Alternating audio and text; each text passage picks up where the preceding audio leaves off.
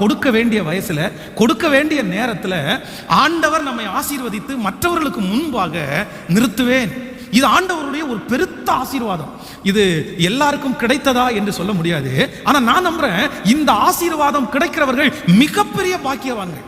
அந்தந்த காலத்துல இந்த காலத்துல திருமணம் நடக்கணும்னா அந்த காலத்துல திருமணம், இந்த காலத்துல குழந்தை பாக்கியம்னா அந்த காலத்துல குழந்தை பாக்கியம், இந்த காலத்துல ஒரு வீடு கட்டணும்னா அந்த காலத்துல ஒரு வீடு, இந்த காலத்துல ஒரு தொழில் ஆரம்பிக்கணும்னா அந்த காலத்துல ஒரு தொழில், இந்த காலத்துல வேலை கிடைக்கணும்னா இந்த காலத்துல வேலை, இப்ப படிப்பை முடிக்கணும்னா அந்த காலத்துல, இப்படி அந்தந்த காலத்திலே அதற்கு ஏற்றது போல ஆசீர்வாதம்ங்கிறது ஆண்டவருடைய ஒரு பெரிய ஆசீர்வாதம்.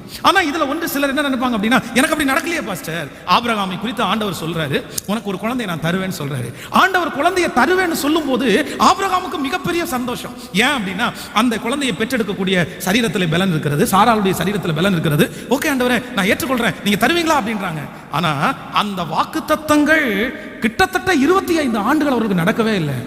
இப்போ அவருடைய மனசுல எல்லாமே போயிருச்சு. இல்ல 25 இயர்ஸ்க்கு முன்னாடி நீங்க சொல்லும் போது அந்த வாக்குத்தத்தம் எனக்கு கரெக்டா இருந்துச்சு, அன்னைக்கு அடுத்த நாளே அது நடந்திருந்தா நான் சந்தோஷப்பட்டிருப்பேன். ஆனா அதற்கு பிறகு இப்போ 25 வருஷம் தாண்டிருச்சு, என்னுடைய பலன் என்னை விட்டு போயிருச்சு, சாராளுடைய கர்ப்பம் செத்து போயிருச்சு, இனி எனக்கு ஒரு குழந்தை பிறந்து அப்படின்ற அதிருப்தியான வேளையில நான் நம்புறேன், எந்த வயதுல குழந்தை கொடுத்தாலும் நானே வளர்த்தக்கூடிய பலன் தருவேன்ற ஆண்டவர் ஈசாக்கை தவறானவனாய் அல்ல, ஈசாக்கை சரியானவனாய் வளர்த்த ஆபிரகாமுக்கும் சாராய்க்கும் ஆண்டவர் பலன் தருவாரே. ஆனால் இந்த ஜெபத்துல இருக்கிற உங்களுடைய சிந்தைக்கு ஒருவேளை காலதாமதமா இருக்கலாம், உங்களுடைய சிந்தைக்கு ஒருவேளை ரொம்ப லேட்டா நடக்கிற மாதிரி தெரியலாம். ஏன் ஆண்டவர் காலதாமதம் பண்றாரு, ஏன் ஆண்டவர் லேட்டா பண்றாரு? நான் ஒண்ணு நம்புறேன், இல்லவே இல்லை, சோர்ந்து போகாதீங்க. ஆண்டவருடைய நேரம் எப்பவும் சரியானதா தான் இருக்கும். நம்முடைய கண்களுக்கு ஒருவேளை அது தெரியாம இருக்கலாம். என் பிள்ளைக்கு போன ஆண்டு நடந்திருந்தா நல்லா இருக்குமே, என் மகனுக்கு 2 வருஷத்துக்கு முன்னாடி இந்த காரியம் நடந்திருந்தா நல்லா இருக்குமே. இல்ல, அந்த காரியங்கள் நடக்கும் போதுதான் நீங்கள் அநேகம் பேர் சாட்சி சொல்லுவீர்கள்.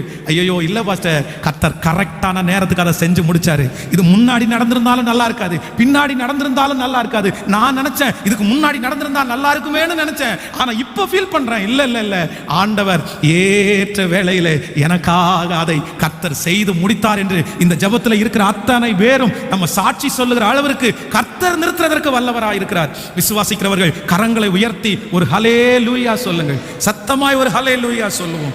சோ எல்லாரும் எதற்காக நம்ம ஆசைப்படணும் அப்படின்னா, ஆண்டவரே என் வாழ்க்கையிலே கிடைக்கிற ஆசீர்வாதங்கள் அந்தந்த காலத்துல நடக்கணும்ப்பா, அந்தந்த காலத்துல நடக்கணும். இது ஒரு மிகப்பெரிய ஒரு ஜெப குறிப்பு, சாதாரணமான ஜெப குறிப்பு அல்ல. சிலருடைய வாழ்க்கையில பாத்தீங்கன்னா எல்லாமே தடையாக இருக்கிறது. எல்லாருமே நம்ம பார்த்து கேள்வி கேட்கறாங்க, ஏன் ஏன் ஏன் இன்னுமே நடக்கலையா? ஆனா இன்னையிலிருந்து ஒரு ஜெபம் பண்ண ஆரம்பிங்க. ஆண்டவரே இனி யாருமே அப்படி கேட்கவே கூடாது. என்னை பார்த்தோ என் பிள்ளைகளை பார்த்தோ ஏன் இவ்வளவு லேட்டுன்னு கேட்காத அளவுக்கு ஆண்டவர் எனக்கு செய்யுங்க, இது எங்க வார்த்தை இல்லை, இது உங்க வாக்குத்தத்தம்னு சொல்லி ஜெபிங்க.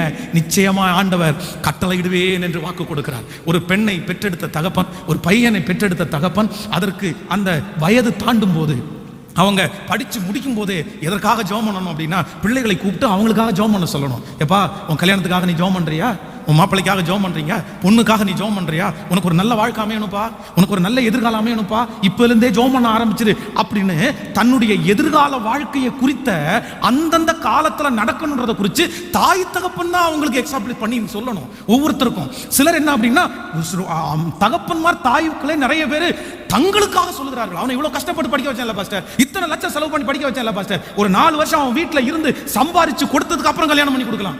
அப்படி தங்களுடைய சுயத்தை பார்த்து எத்தனையோ பிள்ளைகளை திருமணம் பண்ணி கொடுக்காம பெற்றோரை என் கண்ணால பார்த்திருக்கிறேன். இப்படியும் அப்பா அம்மா இருப்பாங்களா அப்படின்னு அவ்வளவு கஷ்டமா இருக்கும். பிள்ளைய 4 வருஷம் நான் கஷ்டப்பட்டு படிக்க வச்சேன், நான் அவ சம்பாரிச்சு கொடுத்ததுக்கு அப்புறம் மாப்பிள்ளை விட்டு போகலாம், அதுக்கு மாப்பிள்ளை விட்டு போயிட்டானா எனக்கு 1 பைசா தர மாட்டா, நான் எதுக்கு கஷ்டப்பட்டு நான் சேர்த்து வச்சேன், நான் கடன் பட்டு எதுக்கு என் பிள்ளைய நான் படிக்க வச்சேன். எதிர்காலத்தை நீங்கள் உங்களுடைய சுயத்திற்காக, உங்களுடைய பணத்திற்காக தயவு செய்து உங்களுடைய பிள்ளைகளுடைய எதிர்காலத்துல நீங்க கை வச்சிடாதீங்க. அந்தந்த காலத்துல இந்த வயசுல நீ இதை செய்யணும்ப்பா, இந்த வயசுல நீ கூட்ட வேண்டிய வயசு நீ வீட்டுல கூட்டணும்ப்பா, பெருக்க வேண்டிய வயசுல நீ பாத்திரங்களுக்கு வேண்டிய வயசுல பாத்திரம் கழுவணும்ப்பா, நீ துணி துவைக்க வேண்டிய வயசுல துணி துவைக்கிறது கத்துக் கொடுக்கணும். இது யாருடைய கடமை? என்ன வீட்டுல படிச்சு முடிச்சாச்சா அவ்வளவுதான்டா, இந்த வீட்டுல உனக்கு இனி இடம் இல்லை, இனி நீ சாப்பிட்ற ஒவ்வொரு சாப்பாட்டுக்கும் நீ கணக்கு கொடுத்தே ஆகணும். நீ வேலைக்கு போயே ஆகணும். நீ வேலைக்கு போற நேரம் வந்துருச்சு. அந்த காலத்துல அவ்வளவுதான், நீ 10 வருஷம் ஜாலியா இருந்துட்ட, 5 வருஷம் ஜாலியா இருந்துட்ட, நீ வண்டியில ஏறி போயிட்ட, சுத்துன, இருந்த, நான் உன்னை கண்டுக்கல, நான் உனக்காக பாக்கெட்டுக்குள்ள மணி வச்சேன், உனக்கு தேவையானதை சந்திச்சேன். ஆனா இப்போ உள்ள காலம் அப்படி இல்லை.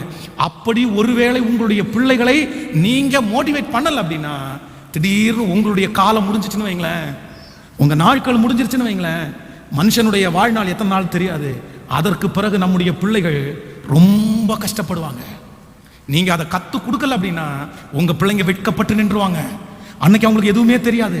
வர்றவங்க போறவங்க அத்தனை பேரும் உங்க பிள்ளைகளை திட்டுற அளவுக்கு மாட்டிவாங்க. அதனால எல்லாரும் ஜெபிக்கணும், ஆண்டவரே இந்த வருஷம் இந்த வசனம் என் தலைமையிலையும் என் பிள்ளையினுடைய தலைமையிலையும் இருக்கட்டும்.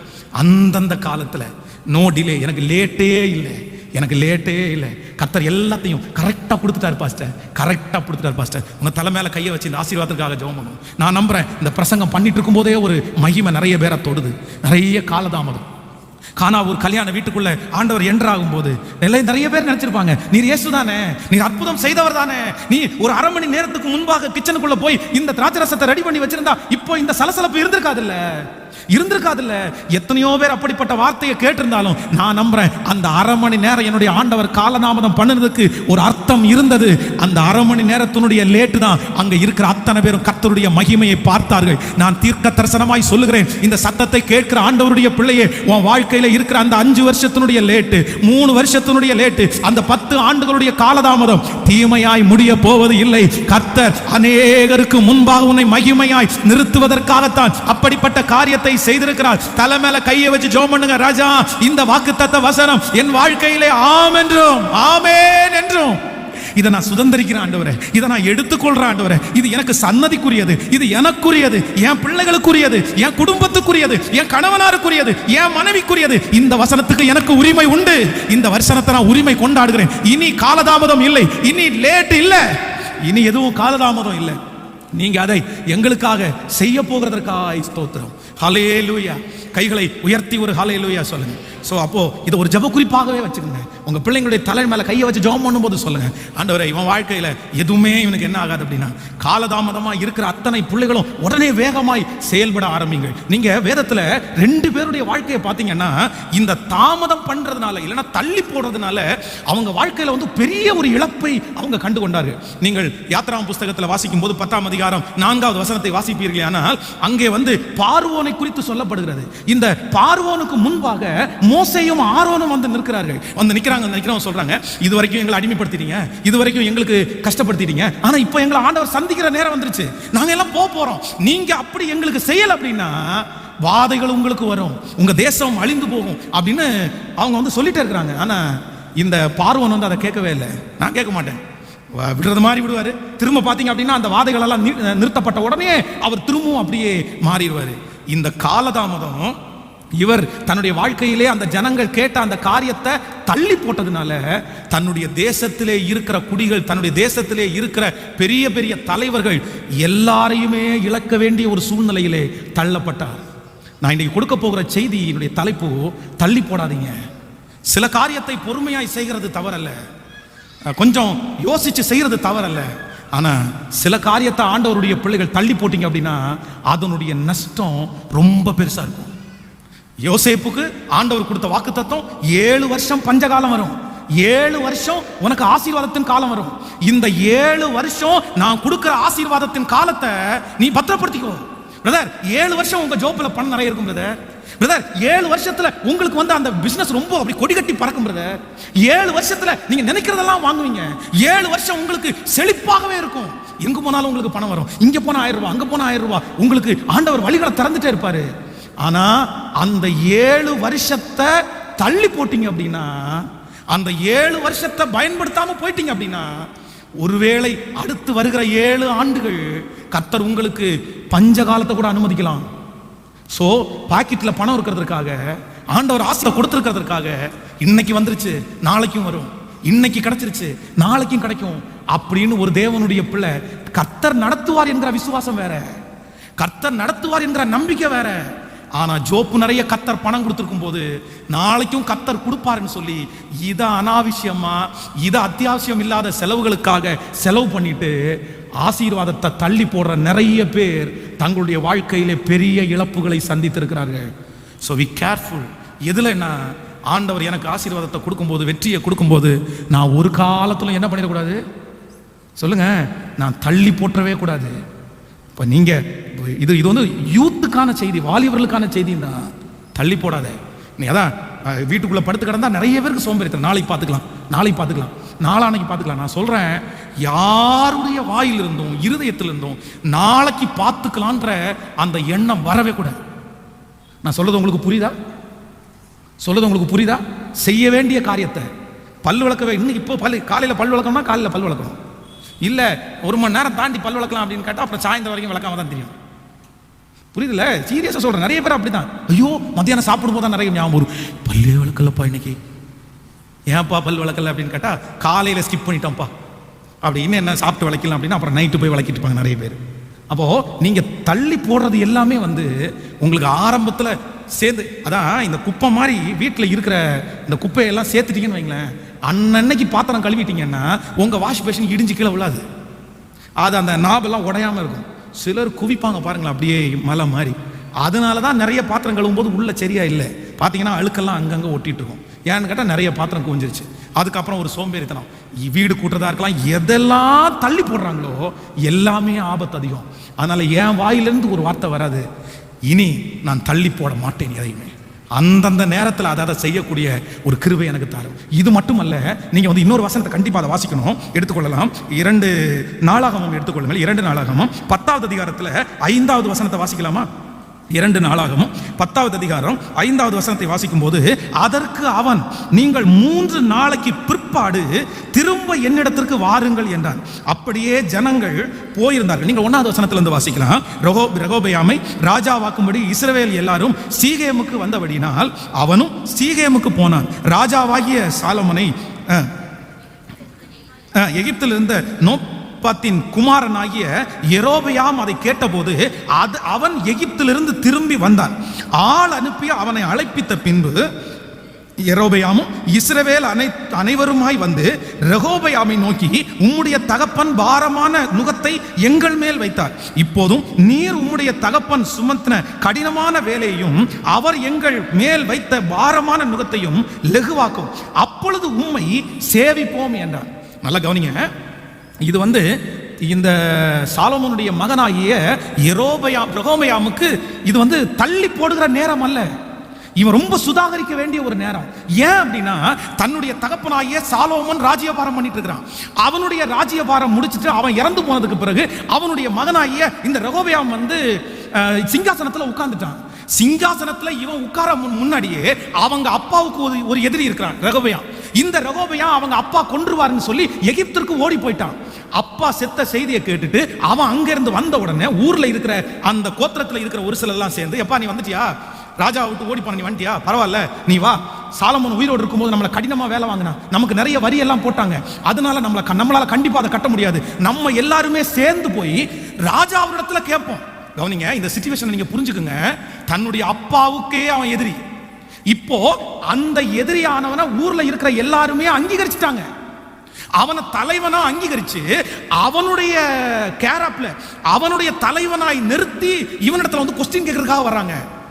உடனே எங்க அப்பா செஞ்சது நியாயம் இல்லாத விஷயம், எங்க அப்பா பண்ணது தவறு, இந்த அரசாங்கத்தை கட்டி காக்கிறதுக்கு நம்ம டிசைட் பண்ண வேண்டிய நேரம் வந்துருச்சுன்னு முடிவெடுத்து, சரிப்பா எங்க அப்பா உங்களை கடினமா வேலை வாங்கினாரா, நான் வாங்க மாட்டேன். எங்க அப்பா நிறைய வரி வசூலிச்சாரா, நான் அதை செய்ய மாட்டேன். நான் உங்களுடைய ராஜா, நான் உங்களுக்கு நல்லதான் செய்வேன் அப்படின்னு ஒரு வார்த்தை சொல்லி இவன் அனுப்பியிருந்தான்னா 12 கோத்திரத்திற்கும் அவன் தான் ராஜாவா இருந்திருப்பான். ஆனா இவன் என்ன பண்ணான் தெரியுமா? அப்படியா, நீ கேட்ட உடனே பதில் சொல்லணுமா? அப்படியெல்லாம் கேட்ட உடனே எல்லாம் பதில் சொல்ல முடியாது. நீங்க எல்லாம் போயிட்டு 3 நாள் தாண்டி வாங்க. நான் என்ன சொல்றேன் அப்படின்னா, அந்த 3 நாளைக்குள்ள இவன் பிளான் போடுறதற்காக தான் 3 நாள் தள்ளி போட்டான். இவன் பிளான் பண்ணானோ இல்லையோ, ஆப்போசிட்ல இருந்தவங்க அப்படிதான் பிளான் போட்டு முடிச்சிட்டாங்க. அந்த 3 நாளைக்கு பிற்பாடு வரும்போது தனக்கு முன்பாக இருந்த மூப்பர்களுடைய செய்தி அவன் கேட்கல, தனக்கு முன்பாக வளர்க்கப்பட்ட வாலிபர்களுடைய வார்த்தையை கேட்டான். இல்லை எங்க அப்பாவோட என்னுடைய பனிஷ்மெண்ட் ரொம்ப பெருசா இருக்கும், நான் வந்து உங்களை ரொம்ப தண்டிப்பேன், எங்க அப்பாவுடைய இடுப்பு என் சுண்டு வரல மாதிரி அப்படின்னு ரொம்ப ஓவரா பேசுவாங்க. உடனே மொத்த பேர் எழுப்பிடுவாங்க. ஏன்னா அவங்க ஆல்ரெடி அவங்க வந்து ஃபிக்ஸடா பண்ணிட்டாங்க, தங்களுக்கு ராஜாவை ரெடி பண்ணிட்டாங்க. இல்லை இனி எங்களுக்கு யாருக்கு யூதாயோட எங்களுக்கு எதுக்கு பங்கு, இனி தாவீதின் வம்சத்தில் எனக்கு பங்கு இல்லை, சுதந்திரம் இல்லைன்னு சொல்லி அந்த கோத்திரம் 2ஆக பிரியப்பட்டு போயிடுச்சு. 3 நாளுடைய டிலே, 3 நாள் தள்ளி போட்டதனுடைய ஒரே ஒரு காரணத்துக்காக தன்னுடைய ராஜ பதவியில 75% இல்ல 90% ஒரு ராஜா இழந்திருக்காங்க. இந்த ஜபத்தில் இருக்கிற நிறைய பேர் எனக்கு தெரியும். சிலர் தள்ளி போடுகிறதுனால இழந்தது கொஞ்சம் அல்ல. அதான் ஒருத்தர் சொல்லும்போது சொல்றாரு, காலையில நம்ம எழும்பக்கூடிய நேரத்தினுடைய 1 மணி நேரத்தை நம்ம தள்ளி போட்டோம்னா கூட அந்த நாள்ல கிட்டத்தட்ட 6 மணி நேரமாவது வேஸ்ட் ஆகும். காலையில நீங்க எழும்புகிற நேரத்துல 1 மணி நேரம் சோம்பேறித்தனப்பட்டு தள்ளி போட்டீங்கன்னா அன்னைக்கு உங்களுடைய 1 மணி நேரம் இழக்க மாட்டீங்களாமா, 6 மணி நேரம் செய்ய வேண்டிய வேலையை அந்த 1 மணி நேரத்துல இழந்துருவீங்களாம். ஸோ அதனால இன்னைக்கு ஒரு கிருபையை கேட்கணும் ஆண்டவரிடத்துல. ஆண்டவரே, நான் எதையுமே சீரியஸா எடுக்க வேண்டிய சில விஷயத்தை நான் என்ன பண்ணிடக்கூடாதுன்னா தள்ளி போற்றவே கூடாது, தள்ளி போற்றவே கூடாது. என் கண்களால் பார்க்கிறேன். நான் ஒரு வீட்டுக்குள்ளே கடந்து போகிறேன். அந்த வீட்டுக்குள்ளே போகும்போது ஒரு வாலிப தம்பி இருக்கிறான். செல்ஃபோன் அந்த 2 கை வச்சு நோண்டிட்டே இருக்கிறான். நான் உள்ளே போகும்போது யார் வந்திருக்கிறாங்க, அவங்களுக்கு பிரைஸ் தி லார்ட் சொல்லணுமா வேண்டாமா எதுவுமே அவன் பார்க்கல. அவன் பாட்டுக்கு அந்த சேரில் உட்காந்து பண்ணிட்டே இருக்கான். நான் அங்கே அந்த வீட்டுக்குள்ளேயே ஒரு 10-15 டைம் நடந்துட்டேன். அவன் யாரையுமே கவனிக்கல. ஒரு 3 மணி நேரம் பார்த்தேன், அவன் யாரையுமே கவனிக்கல. அந்த வீட்டில் இருந்து நான் வெளியே வர்ற வரைக்கும் அவன் ஃபோன்லேயே இருந்தான். அவனுக்கு அவன் உலகமே அதான் போயிடுச்சு. இல்லை, அவனுடைய வாழ்க்கையை கெடுத்து கொண்டிருக்கிறான். அவன் வாழ்க்கை போயிட்டு இருக்குது. ஒரு நல்ல தகப்பனா இருந்தா, நல்ல தாயா இருந்தா, அவன் கையில இருந்து புடுங்க சொல்லலை. ஆனா எப்பா வந்திருக்கிறவங்கள ஒரு வீட்டுக்குள்ள வாங்கன்னு கூப்பிட கூட அளவுக்கு இல்லை அப்படின்னா அப்ப நீ எந்த அளவுக்கு அந்த இடத்துல அடிமையா இருக்கிற? கேர்ஃபுல்லா இருக்க வேண்டிய ஒரு விஷயம். எதையுமே நீங்க என்ன பண்ணிடாதீங்கன்னா, நல்ல விஷயங்களை தள்ளி போட வேண்டாத விஷயத்த ஒரு நாள் நம்ம என்ன பண்ணிடக்கூடாதுன்னா தள்ளி போடக்கூடாது. ஹல்லேலூயா. கைகளை அசைத்து ஒரு ஹல்லேலூயா சொல்லுங்க. இன்னைக்கு ஒரு 3 காரியங்களை நீங்க தள்ளி போடக்கூடாத 3 காரியத்தை வேகமா உங்களோட சொல்லி உங்களுக்காக நான் ஜெபித்து முடிக்கிறதற்கு ஆசைப்படுகிறேன். நம்பர் 1, முதலாவதாக ஒரு வசனத்தை வாசிக்கலாம். மத்தேயு எழுதின சுவிசேஷத்தை எல்லாரும் எடுத்துக்கொள்ளுங்கள். மத்தேயு எழுதின சுவிசேஷம் 5ஆம் அதிகாரத்துக்கு வாருங்கள். 5ஆம் அதிகாரத்திலே 25வது வசனத்தை நம்ம வாசிக்க போறோம். மத்தேயு எழுதின சுவிசேஷம் 5வது அதிகாரத்திலே, மத்தேயு எழுதின சுவிசேஷம் 5ஆம் அதிகாரம் 25வது வசனத்தை எல்லாரும் சேர்ந்து வாசிக்கலாமா? 25வது வசனத்தை சேர்ந்து வாசிக்கலாம். எதிராளி உன்னை நியாயாதிபதியிடத்தில் ஒப்பு கொடாமலும், நியாயாதிபதி உன்னை சேவகனிடத்தில் ஒப்பு கொடாமலும், நீ சிறைச்சாலையிலே வைக்கப்படாமலும் இருக்கும்படியாக நீ உன் எதிராளியோட வழியிலே இருக்கும் போதே சீக்கிரமாய் அவனோட நல் மனம் பொருந்து. இன்னொரு விஷயம் கூட வாசிக்கலாம், எல்லாரும் வாசிக்கலாமா? 7வது பக்கத்தில் இருக்கிறது. எதிராளி உன்னை நியாயாதிபதியிடத்தில் ஒப்புக்கொடாமலும், நியாயாதிபதி உன்னை சேவகனிடத்தில் ஒப்புக்கொடாமலும், நீ சிறையிலே வைக்கப்படாமலும் இருக்கும்படியாக நீ உன் எதிராளியோட வழியிலே இருக்கும் போதே சீக்கிரமாய் அவனோட நல் மனம் பொருந்து. கவனிங்க, இந்த இடத்துல ஆண்டவர் என்ன எழுதி வைத்திருக்கிறார்னா, எப்பா உனக்கு ஒரு எதிராளி இருக்கிறான், உனக்கு விரோதமான ஒரு மனிதன் இருக்கிறான். நீ எதிராளி அல்ல, நீ நல்லவன், நீ ஆண்டவருடைய பிள்ளை, நீ எந்த தப்பும் செய்யல. ஆனா உன் மேல பொறாமைப்பட்டு நீ உன்னுடைய வளர்ச்சியை பார்த்து கஷ்டப்பட்டு உனக்கு ஒரு எதிராளியாய் மாறின ஒருத்தன் இப்ப எதிராக எழும்பி என்ன பண்றான் அப்படின்னா, ஒரு நியாயாதிபதியத்திலே கொண்டு போய் விடுகிறான். அந்த நியாயாதிபதி உன் விளக்க விசாரிச்சுட்டு, எப்பா இதை நான் பார்க்க முடியாது, நீ ஒண்ணு போ, உன்னுடைய சேவகனிடத்தில் அடுத்த அசிஸ்டன்ட் கையில கொடுத்து நீ பாத்துக்கப்பா, இந்த கேஸை நீ பாத்துக்கப்பா. அவனுடைய கையில அந்த கேஸ் அவனுடைய கையில போகுது. அவன் என்ன பண்றான் அப்படின்னா, அப்படியே பார்த்து சரி அப்படியா 2 பேரும் தப்பு பண்ணீங்களா, 2 பேரும் ஃபைன் கட்டுங்க, 2 பேரும் ஜெயிலுக்கு போங்க அப்படின்னு சொல்றதுக்கு முன்னாடி உன் எதிராளி வழியிலே இருக்கும் போது அவனோடு நல் மனம் பொருந்து. நம்பர் 1, முதலாவதாக ஒரு தேவனுடைய பிள்ளை எதை நீங்க அதிகமாய் தள்ளி போடக்கூடாதுன்னா, ஒப்புரவாகுதலை தள்ளி போற்றவே கூடாது. ஹலோ ஹலோ ஒப்புரவாகிறதை ஒரு மனுஷன் எத்தனை நாட்கள் தள்ளி போடுறானோ அது கசப்பு என்கிறது ஒரு மிகப்பெரிய வேர். மரம் நமக்கு தெரியும் பிரதர், மரம் வெளியே இருக்குது, மரத்துல கனி இருக்கு, காய் இருக்கு, மரத்துல இலை இருக்கு, தடி இருக்கு, விறகுகள் இருக்குது, அதை கண்டுபிடிச்சிடலாம், அதை நம்ம வெட்டிடுவோம். இவ்வளவு பெரிய மரம் தேவையில்லை, இவ்வளவு பெரிய மரம் வளர்ந்துருக்குது, நம்ம வெட்டிடுவோம் அப்படின்னு. ஆனா வேர் யாரும் கண்டுபிடிக்க முடியாது. வேர் கண்ணுக்கு தெரியாம இருக்கும், அந்த வேர் உயிரோட இருக்குமே. ஆனால் என்னைக்காவது ஒரு நாள் அந்த வேர் முளைக்காம இருக்காது. அதான் கசப்புன்றது மரம் இல்ல, வேதம் சொல்லுது கசப்புன்றது வேர். கசப்பு என்கிற வேர் உங்களுக்குள்ளே ஒரு மனுஷனை குறித்து இருக்குமே, ஆனால் அது என்னைக்காவது ஒரு நாள் மரமாக மாறும். அதனால அதை புடுங்கி போடாம உங்க வாழ்க்கையில் ஆசீர்வாதம் வராது. நிறைய பேர் எதை தள்ளி போடுறாங்க தெரியுமா? ஒப்புரவாகுதல தள்ளி போடுறாங்க. சரி, அடுத்த வருஷம் நான் மன்னிச்சிடுறேன், அடுத்த மாசம் நான் மன்னிச்சிடுறேன், அடுத்த கல்யாணம் வரும்போது நான் மன்னிச்சிடுறேன், அடுத்த அப்படி ஒரு அக்கேஷன் வரும்போது நான் மன்னிச்சிடுறேன். இப்போதான் திட்டுனா, இப்போதான் அசிங்கப்படுத்தினா, இப்போதானே இப்படி பேசினாங்க, உடனே போய் அவன் காலில் விழுந்தா, உடனே போய் அவன்கிட்ட சாரி கேட்டா அவன் ஃபீல் பண்ண வேண்டாமா? அவன் உணர வேண்டாமா? தப்புன்னு அவன் உணர்ற காலம் எப்படி வரும்? நான் சொல்றேன், அவங்க மன்னிக்கிறார்களோ இல்லையோ, அவங்க ஏற்றுக்கொள்கிறார்களோ இல்லையோ, அது உங்களுக்கு தேவையற்றது. ஆனால் கர்த்தருடைய பரிசுத்த வேதாகமம் சொல்லுகிறது, ஒரு தேவனுடைய பிள்ளை கசப்போட திரும்ப எடுக்க கூடாது, ஒரு தேவனுடைய பிள்ளை கசப்போட காணிக்கை செலுத்தக்கூடாது, ஒரு தேவனுடைய பிள்ளை கசப்போட ஜெபம் பண்ணக்கூடாது. ஏன் அப்படின்னா, உங்க ஜெபம் கேட்கப்படாது, உங்க திருவிருந்துக்கு பலன் இருக்காது, உங்க தசமா பாகத்துக்கு பலன் இருக்காது, தசம பாகத்துக்கு பலன் இருக்காது. கசப்பை வச்சுட்டு எப்படி ஆண்டவரை தேடுவீங்க? கசப்பை வச்சுட்டு எப்படி ஆண்டவரை பின்பற்றுவீங்க? அதை மன்னிக்க முடியல உங்களால, மறக்க முடியல உங்களால. நான் சொல்றேன், நமக்கு விரோதமாய் உனக்கு விரோதமாய் உருவாக்கப்படுகிறவர்கள் என்னாலே கூடுகிற கூட்டம் அல்ல, அவர்கள் உனக்கு விரோதமாய் யார் கூடுகிறார்களோ அவர்கள் உன் பட்சத்தில் வருவார்கள். ஆண்டவர் சொல்றாரு, என்னையும் அப்படிதான் பண்ணாங்க. நம்ம கண்டிப்பாக எதிராளிகள், நமக்கு விரோதமானவர்கள், பொறாமைப்படுகிறவர்கள் இருக்க மாட்டாங்கன்னு ஆண்டவர் சொல்லல. நம்ம உன்னை உயர்த்துறதற்கு, உன்னை ஆசீர்வதிக்கிறதற்கு, உன்னை நல்லா வச்சிருக்கிற அடையாளத்துக்கு அப்படிப்பட்டவங்க இருந்தாலும் அவர்களை மன்னிக்க வேண்டும், அவர்களிடத்தில் ஒப்புரவாகணும்னு ஆண்டவர் வாக்கு கொடுக்கிறார். நான் உங்க எல்லாரையும் பார்த்து ஒரு வார்த்தை கேட்கிறேன். ஃபர்ஸ்ட் சர்வீஸ்ல இதான் கேட்டேன். இன்னைக்கு இந்த சர்ச்சில் இருக்கிற நீங்க, பாஸ்டர், என் வாழ்க்கையில யாரோடையுமே நான் பேசாம இல்லை பாஸ்டர், அவங்க ஏத்துக்கலன்னா கூட விட்டுருங்க, யாரோடையுமே நான் பேசாம இல்லை, எல்லாரோடையுமே நான் பேசிட்டு இருக்கிறேன். அவங்க எனக்கு துரோகம் தான் பாஸ்டர் பண்ணாங்க, ஆனா நான் வந்து ஹாய் ஹலோ பிரைஸ் தல அப்படின்னு பேசுறேன், நான் யாரோடையும் பேசாம இல்லை அப்படின்னு சொல்றவங்க கை தூங்க பார்க்கலாமே. உண்மையா கர்த்தருக்கு முன்னாடி கை தூங்க. இவ்வளவு பெரிய கூட்டத்தில் இந்த 2வது ஆராதனையில பாத்தீங்க அப்படின்னா ஒரு 10 பேருக்குள்ள தான் இருக்கீங்க, 10 பேருக்குள்ள தான் இருக்கீங்க. நான் சொல்றேன், உங்க ஜெபம்லாம் கேட்கப்படும்ன்ற நம்பிக்கை உங்களுக்கு எப்படி இருக்குது? நீங்க எப்படி பரலோகம் போவீங்க? இன்னைக்கு ஆண்டவர் வந்தா பரலோகம் போயிருவீங்களா? நீங்க எப்படி திருவிருந்துக்கு எடுக்கிறீங்க? உங்களுக்கு மனசாட்சி உறுத்தலையா? நீங்க இந்த பைபிளை வாசிக்கலையா? ஆண்டவருடைய பிள்ளைங்க தானே நீங்க, ஆண்டவருடைய பிள்ளைங்க தானே நீங்க, நீ ஊழியம் செய்றவங்க தானே இல்ல? ஆண்டவருடைய பிள்ளைகளே, நான் சொல்றேன், நீங்க அப்படி போறதுனால நீங்க ஒன்னும் குறைஞ்சு போறது இல்ல. அவங்க முன்னாடி கர்த்தர் யார் தாழ்ந்து போகிறார்களோ, யார் இறங்கி போகிறாங்களோ அவங்களதான் என் கர்த்தர் நோக்கி பார்க்கிறார், அவங்களதான் ஆண்டவர் ஆசீர்வதிக்கிறார். நீங்க இறங்கி போனீங்கன்னா அவர்களை விட உயரத்துல நீங்க தான் இருக்கிறீங்க, அவங்க இல்ல. இல்ல இல்ல, ஒரே வீட்டுக்குள்ள உட்கார்ந்து கணவன் மனைவி சண்டை போட்டு பேசாம இருக்கிறது, அது எப்படின்னு தான் தெரியலங்க, அது எப்படின்னு தான் தெரியல. அது புதுமையா இருக்குது. அப்படி இருக்க முடியுமா? அப்படி இருப்பீங்களா? அப்படி இருக்க முடியுமா? இது ஒன்றும் தெரியல எனக்கு. இல்ல, சூரியன் அஸ்தமிக்கிறதுக்கு முன்னாடி உங்க கோபம் தனியா வேண்டாம், நீங்க போய் பேச வேண்டாம். அவங்க ஏற்றுக்கொள்றதெல்லாம் அடுத்த விஷயம். இன்றைக்கு ஒரு தீர்மானத்தோட போங்க. நான் சொல்றேன், ஆண்டவர் உங்களை ஆசீர்வதிக்கணும்னு நினைச்சீங்கன்னா யார் மேல நீங்க என்ன பண்ணிடக்கூடாதுன்னா கசப்பு வைக்கவே கூடாது.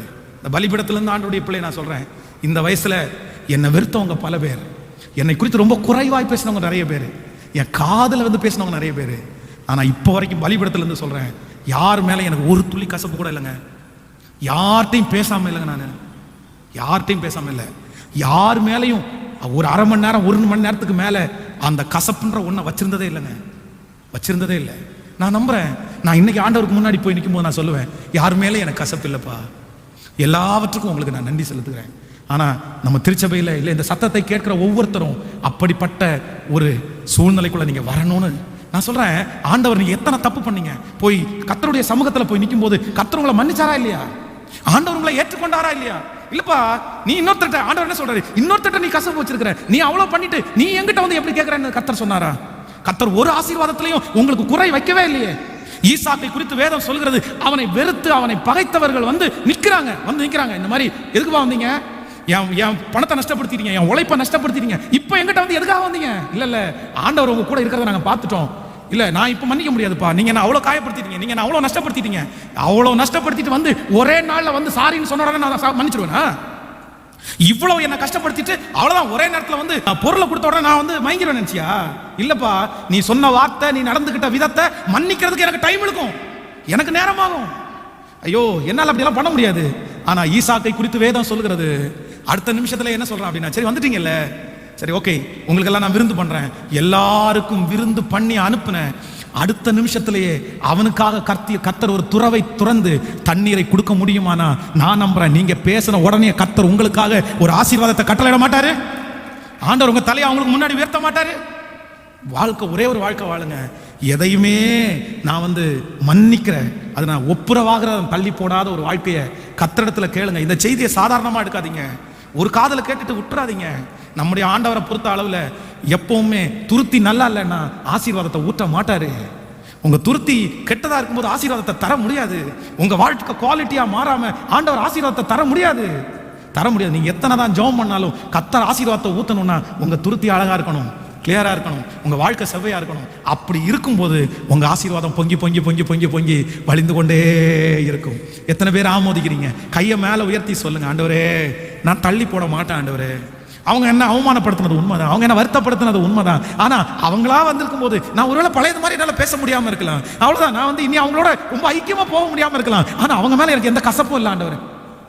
சொல்லுங்க சொல்லுங்க, அவங்க மேல எனக்கு எந்த கசப்பும் இல்லை. அவங்க நல்லா இருக்கட்டும், அவங்க சமாதானமா இருக்கட்டும். ஓ சொல்லுங்க, சத்தத்தை உயர்த்தி சொல்லுங்க, ஆண்டவரே அவங்க நல்லா இருக்கட்டும் ஆண்டவரே, அவங்க நல்லா இருக்கட்டும் ஆண்டவரே. நான் மன்னிக்கிறேன், நான் மன்னிக்கிறேன், நான் மன்னிக்கிறேன். ஆமேன் சொல்லுங்க. இளையகுமாரன் தன்னுடைய தகப்பனாரை விட்டு போயிட்டான். இப்ப தன்னுடைய தகப்பனாரை விட்டு போனவன் தன்னுடைய தகப்பனாரத்துல ஒப்புரவாகிறதுக்காக வர்றான்.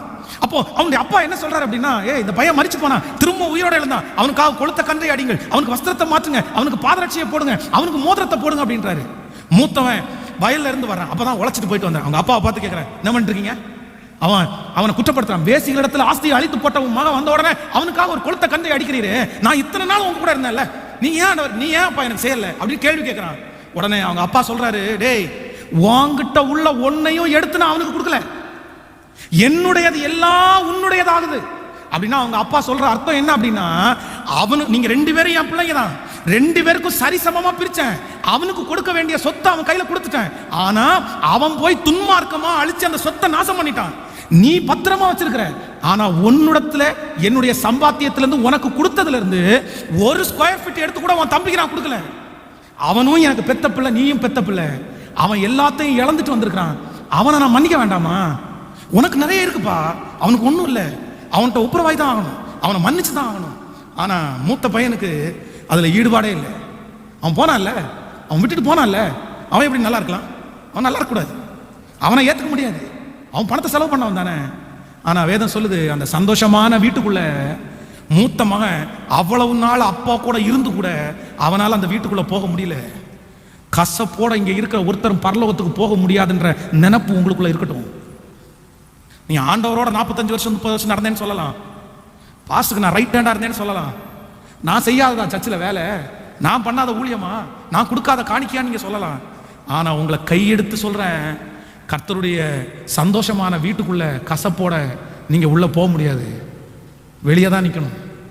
அத்தனை நாள் தன்னுடைய தகப்பனுக்கு முன்பாக பட்ட பாடுகள், ஒரு எல்லாரும் ஜாலியா இருக்கும் போது இவன் ஜாலியா இல்லை, எல்லாரும் ஊர்ல பசங்களோட சுத்தும் போது இவன் பசங்களோட சுத்தல, அவ்வளவு கமிட்மெண்டான மூத்த மகன் இப்போ கசப்புன்ற ஒண்ணுனால வீட்டை விட்டு, சந்தோஷமான வீட்டை விட்டு வெளியே நிற்க முடியுமானா நீங்களும் தானே ஏமாத்துறோம். ஸோ இன்னைக்கு யார்கிட்ட ஆண்டவர் பேசுறாருன்னு எனக்கு தெரியல. நான் சொல்றேன், ஒரே ஒரு ஃபோன் கால், எனக்கு உங்க மேல ஒரு வருத்தம் இல்லப்பா, எனக்கு உங்க மேல ஒரு வருத்தம் இல்லப்பா, என்னமோ ஆண்டவர் அனுமதிச்சாரு, கர்த்தருக்கு ஸ்தோத்திரம். நீ திட்டணும்னு கர்த்தர் அனுமதிச்சாரு, நீ என்ன இப்படி நடத்தணும்னு கர்த்தர் அனுமதிச்சிருக்கிறாரு. அவர் அனுமதி இல்லாம நீ என்ன ஒன்றும் பண்ண முடியாது. அதனால நான் மனப்பூர்வமா உன்னை மன்னிக்கிறேன்னு மட்டும் சொல்லுங்க. நான் சொல்றேன், உங்க ஜெபம் நீ 1 மணி நேரம் பண்ண வேண்டாம், 1 நிமிஷம் போய் நின்றுட்டு, டேடி மன்னிச்சுட்டு வந்து நிக்கிறேன் டேடி எனக்கு செய்யுங்கன்னு சொல்லுங்க. கர்த்தர் அடுத்த 24 மணி நேரத்துக்குள்ள உங்களுக்கு அந்த அற்புதத்தை செய்கிறாரா இல்லையான்னு நீங்க ஆண்டவரை செக் பண்ணி பாருங்க, ஆண்டவரை செக் பண்ணி பாருங்க. ஸோ நம்பர் 1, முதலாவதாக ஒரு தேவனுடைய பிள்ளை எதை தள்ளி போடக்கூடாதுன்னா, ஒப்புரவாகுதலை கண்டிப்பா என்ன பண்ணக்கூடாதுன்னா தள்ளி போடவே கூடாது. திருச்சபையிலே ஆராதனை இந்த மாதிரி செய்தி கொடுத்து கொண்டிருக்கும் போது ஒரு சிஸ்டர் அழுதுட்டே இருந்தாங்க. அவன் முடிச்சுட்டு அவங்கள்ட்ட கேட்டான், என்ன சிஸ்டர் ஏன் இவ்வளோ அழுறீங்க, என்ன பிரச்சனை? இல்லை பாஸ்டர், எங்கள் அப்பா கல்யாணமாய் எங்கள் அம்மாவுக்கு நானும் எங்கள் அண்ணனும் பிறந்த உடனே எங்கள் அம்மாவை விட்டு போய் இன்னொருத்தரை கல்யாணம் பண்ணிட்டாரு.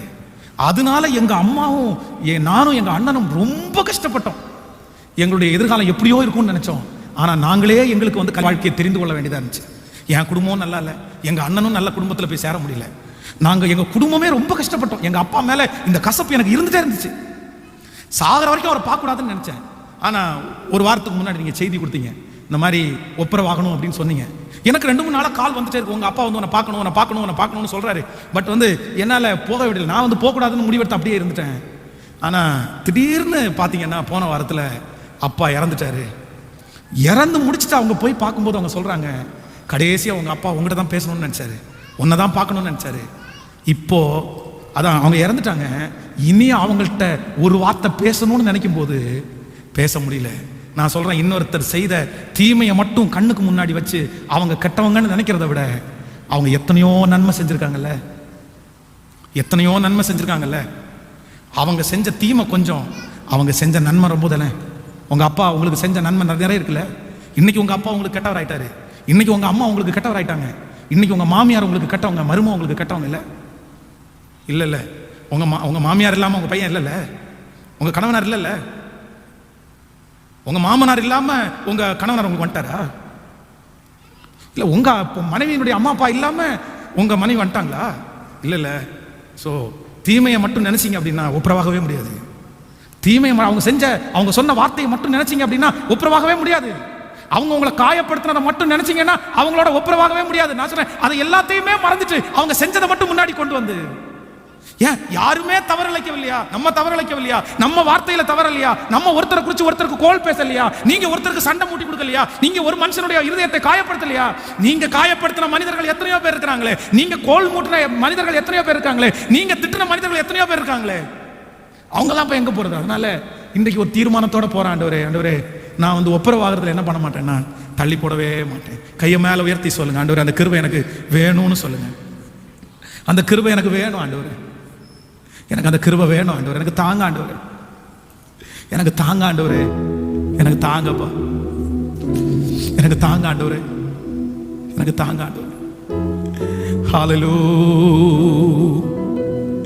எல்லாவற்றுக்காக நன்றி சொல்லுவே, யார் மேலும் கசப்பு இல்லப்பா, எல்லாருக்காகவும் மன்றாடுவே, எதை குறித்தும் கலக்கம் இல்லப்பா. வலப்பக்கத்தில் இருப்பதினால் அசைக்கப்படுவதில்லை, தகப்பன் வலப்பக்கத்தில் இருப்பதினால் அசைக்கப்படுவதில்லை, எதை குறித்தும் கலக்கம் இல்லப்பா. எல்லாவற்றுக்காகவும் நன்றி சொல்லுவே, யார் மேலும் கசப்பு இல்லப்பா, எல்லாருக்காகவும் மன்றாடுவே, எதை குறித்தும் கலக்கம் இல்லப்பா. கேளுங்க, இந்த வார்த்தையை பாட்டா கேளுங்க. எல்லாருக்காகவும் மன்றாடுவே, எதை குறித்தும் கலக்கம் இல்லப்பா.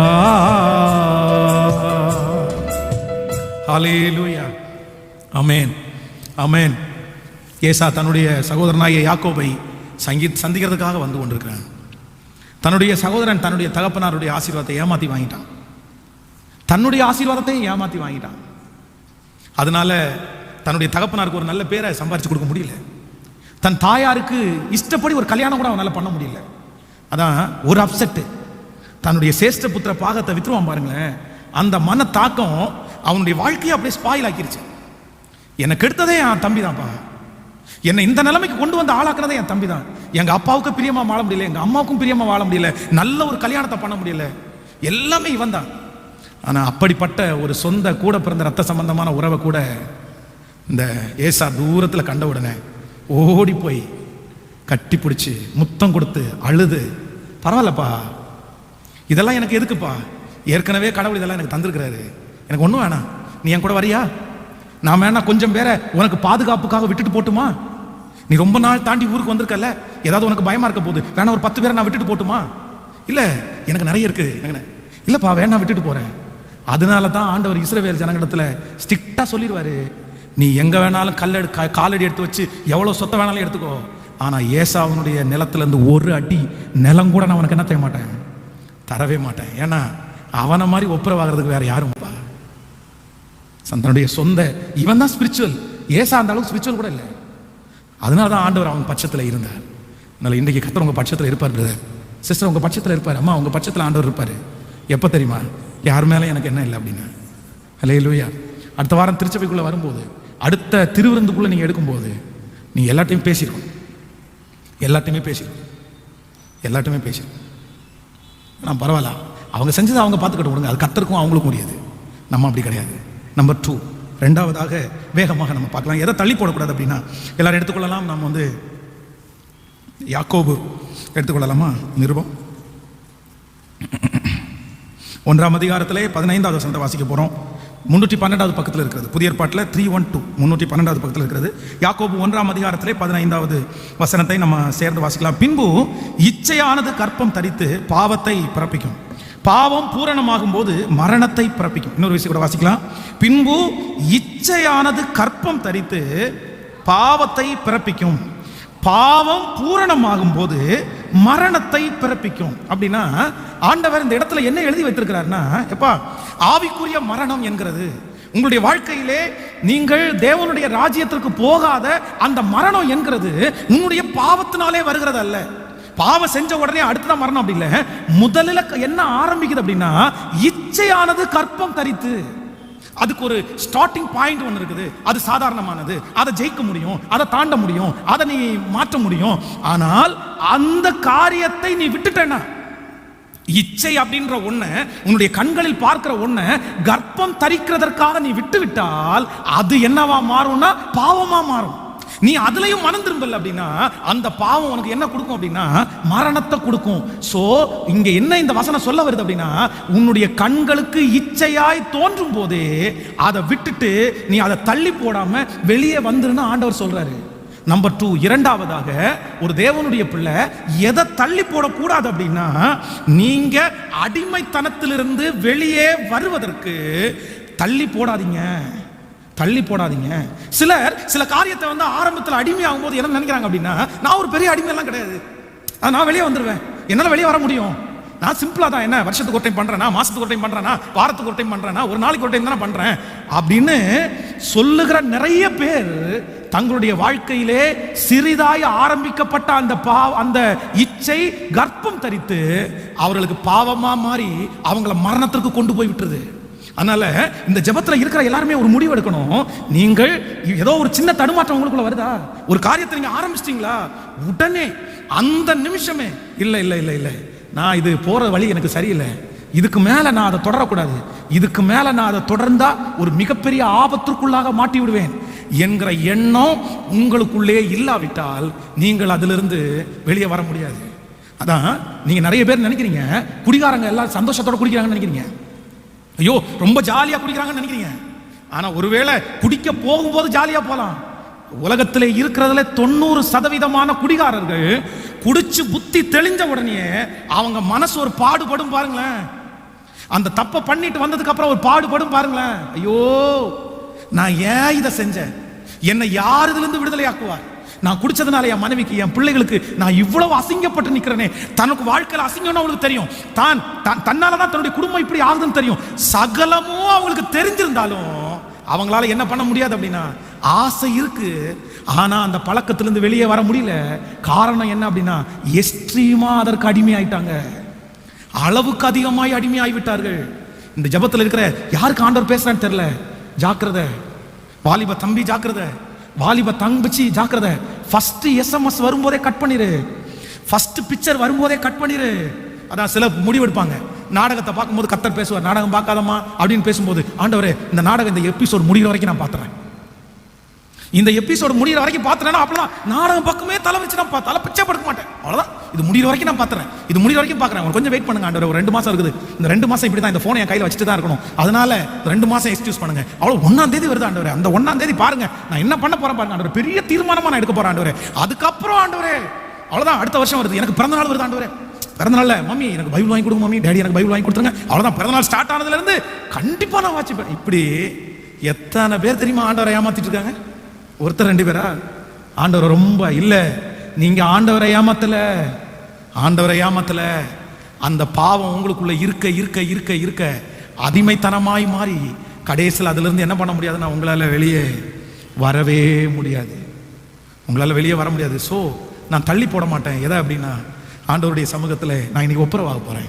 ஆண்டவரே, என்னுடைய அடிமைத்தனத்திலிருந்து நீர் என்னை விடுதலையாக்கு. நான் அடிமையாக மாட்டேன் ஆண்டவரே. ஆரம்பத்திலேயே கிள்ளிட்டீங்க அப்படின்னா உங்களுக்கு எந்த பிரச்சனையுமே இல்லை. டெம்டேஷன்ஸ் வராதுன்னு சொல்லலை. நம்ம எல்லாம் உலகத்தில் இருக்கிறோம், உலகத்துக்குரியவர்கள் தான். ஒரு வாலிப தம்பி கையை வெட்டிட்டு எனக்கு ஃபோன் பண்ணுறான். கையை வெட்டிட்டு ஃபோன் பண்ணுறான். என்னடான்னு கேட்டா அழுறான். என்னடா ஆச்சு அப்படின்னு கேட்டா, கையை வெட்டிட்டேன் பாஸ்டர், வெட்டிட்டேன், ரத்தம் ஒழுகிட்டே இருக்குது அப்படின்னு. பக்கத்தில் யார் இருக்கா, பக்கத்தில் யாரும் இருக்காளா கொடு அப்படின்னு கேட்டா, இல்லை எங்கள் அம்மா அப்பாட்ட சொல்லாதீங்க பாஸ்டர், எங்கள் அம்மா அப்பாட்ட சொல்லாதீங்க, எங்கள் அம்மா அப்பா கொண்டுருவாங்க, என்ன எனக்கு பிளட் போயிட்டு இருக்கு. யாராவது பக்கத்தில் இருக்கா கொடுறா அப்படின்னு கேட்டா, அவன் ஃப்ரெண்டு பயந்துட்டு ஃபோன் பண்ணுறான். என்னடாச்சு அப்படின்னு கேட்டா, இப்போ ஐயா இப்போதான் நான் வந்து பார்க்குறேன், கையை வெட்டி பிளட் ஓடிட்டே இருக்குது, என்ன பண்ணுறதுன்னு தெரில அப்படின்னு. நீ முதல்ல இம்மிடியேட்டாக ஒரு ஹாஸ்பிட்டல் கூட்டிகிட்டு போ அப்படின்னா, இல்லை ஹாஸ்பிட்டலில் கூட்டிகிட்டு போனால் கேஸ் போட்டுருவாங்க, என்ன பண்ணுறதுன்னு தெரியல, ஒன்றும் ஆகாது, நீ போய் முதல்ல அதை ஸ்டிச் போடு அப்படின்னு சொல்லி அனுப்பிவிட்டேன். ஏன்னு கேட்டால், நேசிச்சிருந்த ஒரு பொண்ணு தன்னை விட்டு போயிட்டா அப்படின்ற அந்த அந்த துக்கத்தை அவனால் தாங்கவே முடியல. வாழ்க்கை இருக்குடா, ஒரு பொண்ணு ஏமாத்திட்டு போச்சு அப்படின்றதுக்காக வாழ்க்கை போனது அர்த்தம் இல்லை. அது நன்மைன்னு நினைச்சுக்கோ, அது கத்தருக்கு சித்தம் இல்லை, அதை விட ஆண்டவர் நல்லதா நமக்கு தருவாரு. விட்டு அப்படின்னு சொன்னா அவனால விடவே முடியல. ஏன்னா இல்லை நான் ரொம்ப நேசிட்டேன், நான் ரொம்ப ரொம்ப நினச்சிட்டேன், நான் ரொம்ப கற்பனை பண்ணிட்டேன், நான் ரொம்ப தூரம் போயிட்டேன், அவங்க கூட ஒரு மனசளவில் ஒரு வாழ்க்கையை வாழ்ந்துட்டேன் பாஸ்டர், நான் என்னால் விட முடியல. சர்ச்சுக்கு போகிற அவங்க அம்மா அப்பா ஆண்டவருடைய பிள்ளைகளாக இருக்கிற ஒரு பிள்ளைக்கு இப்படி நிலைமைன்னா, திருச்சபைக்கு வராத அம்மா அப்பா ஸ்பிரிச்சுவலாக இல்லாத பிள்ளைக்கு எவ்வளோ கஷ்டம். அதனால் எல்லாத்தையுமே ரொம்ப பெருசாக வளர்த்து கொண்டு போகாதீங்க. அடிமையாகிறதுக்கு முன்பாக நான் என்ன செய்ய போகிறேன் அப்படின்னா, ஆண்டவரே நான் ஒப்புரவாக போகிறேன் உங்கள்கிட்ட. ஹல்லேலூயா. கைகளை மேலே உயர்த்தி சொல்லுவோம், ஆண்டவரே நான் ஒப்புரவாக ஆண்டவரேன்னு சொல்லுங்க. ஆண்டவரே நான் ஒப்புரவாக போகிறேன் ஆண்டவரே, நான் அடிமைப்படுறதுக்கு முன்னாடியே நான் ஒப்புரவாகிறேன் ஆண்டவரே. ஆமென். நியாயாதிபதிகள் 16ஆம் அதிகாரத்தில் 9வது வசனத்தை நீங்கள் வாசிக்கும் போது, நியாயாதிபதிகள் 16ஆம் அதிகாரத்தை எடுத்துக்கொள்ளுங்கள். 16ஆம் அதிகாரம் 9வது வசனத்தை நான் வாசிப்பேன். பதிவிருக்கிறவர்கள் அறை வீட்டிலே காத்திருக்கும் போது அவள், சிம்சோனே, பெலிஸ்தியர் உன்மேல் வந்து விட்டார்கள் என்றான். அப்பொழுது சணல் நூலானது நெருப்பு பட்டவுடனே இறுகி போகிறது போல அவன் அந்த கயிறுகளை அறுத்து போட்டான். அவன் பலம் இதனாலே உண்டாயிருக்கிறது என்று அறியப்படவில்லை. அப்பொழுது தெளிலாள் சிம்சோனை பார்த்து, இதோ என்னை பரியாசம் பண்ணி எனக்கு பொய் சொன்னாய், இப்போதும் உன்னை எதனாலே கட்டலாம் என்று எனக்கு சொல்ல வேண்டும் என்றாள். ஹலோ, இங்க பொய் சொன்னது யாரு? பொய் சொன்னது சிம்சோனா தெளிலாளவா? கேட்கல. ஆக மொத்தத்தில் 2 பேரும் பொய்யர்கள் ஆயிட்டாங்க. ஒரு பொய்க்காரியோட சேர்ந்தா இன்னொருத்தரும் பொய் சொல்லாம உண்மையா பேச போறான். ஆமென். காதலர்கள் 2 பேரும் வந்து உண்மை பேசுற மாதிரியே பேசுவாங்க, ஆனா ஒண்ணு கூட என்ன இருக்காது. கேட்கல. அது எப்ப தெரியுமா? கல்யாணம் ஆனதுக்கு அப்புறம் தாங்க தெரியும். ஆட பாவி, இத்தனை பொய் சொன்னியா? இந்த பொண்ணு அவன் பையனை பார்த்து கேட்கும், இவ்வளவு பொய் சொன்னியா? இவன் அவளை பார்த்து கேட்பான், நீ இத்தனை பொய் சொன்னியா? அன்னைக்கு அப்புறம் ஃபோன் வரும்போது பிரதர்னு போட்டோ காமிச்ச, அது எவனோ ஒருத்தனுடைய நம்பரு, ஆனா போட்டோ மட்டும் சேவ் பண்ணிக்கிறது யாரு? புரியலையா?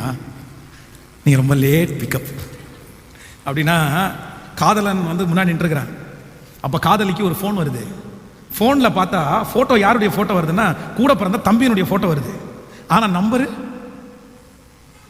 வேற ஒருத்தருடைய நம்பரு. அண்ணே அப்படின்னு பேசுது.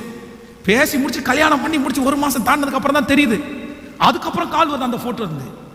என்ன உங்க அண்ணன் பேசுறாரு, அவங்க வந்து பாத்ரூம்ல உட்காந்துருக்காங்க, எடுத்து பேசலான்னு காதுல வச்சு பார்த்தா இன்னொருத்தருடைய நம்பர்.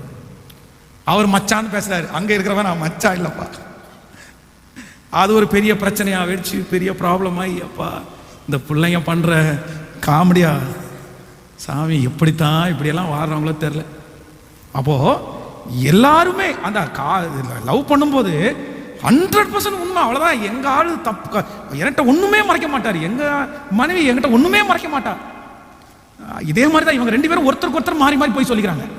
இந்த அம்மா வேற சொல்லுது, இந்த டைம் என்கிட்ட நீ என்ன பண்ண, அதை நீ ஒழுக்கமா முன்னாடியே சொல்லிக்க வேண்டியதானே. இதை பாரு, நான் உன்னை பிடிச்சி கொடுக்க போறேன், உன்னை கட்ட போறாங்க, உன் மகாபலன் எதுல இருக்குன்னு சொல்லு, நான் உன்னை வித்துட்டேன், காசை கையில வாங்கிட்டேன் அப்படின்னு சொல்ல வேண்டியதானே.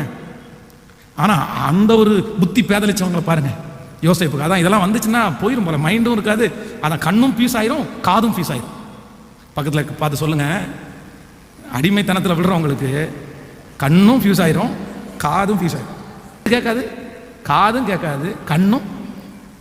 இவ்வளோ தூரம் நம்ம கத்தி கத்தி பிரசங்கம் பண்ணி வேணாண்டா வேணாண்டா வேணாண்டா வேணாண்டா அப்படின்னு காலை விழாத குறையா கெஞ்சி கேட்டா அவன் காதில் ஒன்றும் விழாது, அவனுக்கு வேற எங்கேயோ போடிட்டு இருக்கும். என்னமோ அவ பேசின வார்த்தை அவங்க பேசினது அப்படிதான் ஓடிட்டு பார்த்தோம், எதுவுமே காது கேட்காது. அப்புறம் 4 மாசம் தாண்டி கல்யாணம் எல்லாம் முடிச்சதுக்கு அப்புறம் வந்து காலில் விழுந்து, பாஸ்டர் மன்னிச்சிருங்க, நான் போதகருடைய சொல்லை வெறுத்தேனே, நான் இப்படி கேட்காம கொஞ்சம் குறைய எல்லா பாகத்துக்கும் உடன்பட்டேனே. இப்போ சூரிய நமஸ்காரம் இப்போ எதுக்குப்பா? கண் கட்டு போனதுக்கு அப்புறம் இனி என்ன பண்ண முடியும்? மாற்றவா முடியும்? இனி உனக்கு 2வது கல்யாணமா பண்ணி வைக்க முடியும்? எதுவுமே. இந்த இடத்துல இவன் கண்ணு தெரியல, அவனுக்கு காதும் கேட்கல. டேய் கவனமா கேள்றா, கவனமா கேளு. இதுக்கு முன்னாடி வந்துட்டு போனது உங்க மாமா மச்சான் கிடையாது. இதுக்கு முன்னாடி வந்துட்டு போறோம் உன்னை கொல்ல வந்த ஆளு, அவ செட் பண்ணியிருந்த ஆளு. நமக்கு தெரியுது, ஒரு சின்ன புள்ள வாசிக்கும் போது சொல்லும். அதான் ஒரு சண்டே ஸ்கூல் புள்ள கேட்குது டீச்சரை பார்த்து, ஏன் டீச்சர், அவ தான் தன்னை கட்ட வர்றதை ஏற்கனவே சிம்சோன் தெரிஞ்சிச்சுல்ல, அப்புறம் என்ன தனக்கு விரோதி அப்படின்னு சொல்லி அவன் ஏன் கண்டுபிடிக்கல அப்படின்னு சின்ன குழந்தை கேட்குது. சண்டே ஸ்கூல் நடத்திட்டு இருக்கும்போது டீச்சர் சிம்சோன் கதையை சொல்றாங்க. சொல்லும் போது இந்த குழந்தை கொஸ்டின் கேட்குது. என்ன கொஸ்டின் கேட்குதுன்னா, டீச்சர் அவ ஏற்கனவே ஒரு டைமும் இந்த மாதிரி சிம்சோன் போய் சொன்ன உடனே உள்ள இருந்து அடி ஆட்களை வர சொல்லி அவங்கள அடிச்சாங்கல்ல, அப்ப ஏன் அந்த அங்கிளுக்கு உணர்வே இல்லை? அந்த அங்கிளுக்கு இவ போய் சொல்றான்னு ஏன் தெரியல? உனக்கு தெரியுதுப்பா, அவனுக்கு தெரியலையே, குழந்தைக்கு தெரியுது. அந்த அளவுக்காடா கண்ணு கட்டு போயிடுச்சு. ஆனா அப்போ ஒப்புரவாயிருந்தான்னா கூட, ஐயோ ஆண்டவரே வேணாப்பா, என்னை காப்பாத்திருங்க ஆண்டவரே, என்னை தப்பிச்சிருங்க ஆண்டவரே. ஆனா இவனுக்கு ஒரு சின்ன ஒரு மனசுல, கர்த்தர் எப்படினாலும் நம்மளை எப்படினாலும் காப்பாத்திடுவார், எப்படினாலும் காப்பாத்திடுவார். டார்ச்சை தாங்க முடியல, பா விடமாட்டா போல தெரியுது அப்படின்னு நினைச்சிட்டு, ஆண்டவரே உங்க கையில ஒப்பு கொடுக்குறேன்ப்பா என் வாழ்க்கை, நான் மொத்தத்தையும் சொல்லிடுறேன், ஆனா என்னை காப்பாற்ற வேண்டியதெல்லாம் யார் காப்பாற்றணும்? நம்ம பசங்க சொல்றதான் சொல்றேன் நான், நீங்க தான் ஆண்டவரை காப்பாற்றணும். எனக்கு ஒன்றும் தெரியாது, தப்பிக்க வேண்டும் என்றால் கர்த்தரை தப்பித்திருப்பார் அல்லவா? என்னை லவ் பண்ண வேண்டாம் என்று தெரிந்திருந்தால் அவளை கர்த்தரை கட் பண்ணி விட்டிருப்பார் அல்லவா? அவளை கர்த்தர் ஏன் என்னை பார்க்க வைத்தார்? ஏன் என்னிடத்துல சிரிக்க வைத்தார்? ஏன் என்னிடத்துல இத்தனை டைலாக் பேசுவாங்க அம்மா, நீங்க எல்லாம் சிரிக்கிறீங்க, அவன் கோவமா ஒரு அத்தனை டைலாக் பேசுவான். ஏன் கர்த்தருக்கு சித்தம் இல்லைன்னா அன்னைக்கு தடுத்துக்க வேண்டியதானே பாஸ்டர்? நான் கரெக்டா ஃபோன் பண்றேன், கரெக்டா ஒரு வசனம் வருது, மகளே உன் வேண்டுதலை கேட்டேன் அப்படின்னு வசனம்லாம் சொல்லுவாங்கம்மா. ஐயோப்பா, நீ பாஸ்டரா இருந்து பார்த்தாதாம்மா உங்களுக்கு தெரியும். வசனம்லாம் சொல்லுவான். ஒருத்தன்ட்ட கேட்குறேன், டேய் நீ வந்து லவ் பண்ண ஆரம்பிச்சதுக்கு பிறகு ஜப வாழ்க்கை உனக்கு குறைஞ்சிச்சுலடா அப்படின்னு கேட்குறேன். வாங்க பாஸ்டர், என்னைக்கு லவ் பண்ணணும் அன்னைக்கு தான் பாஸ்டர் குடும்ப ஜபமே ஆரம்பித்தேன்.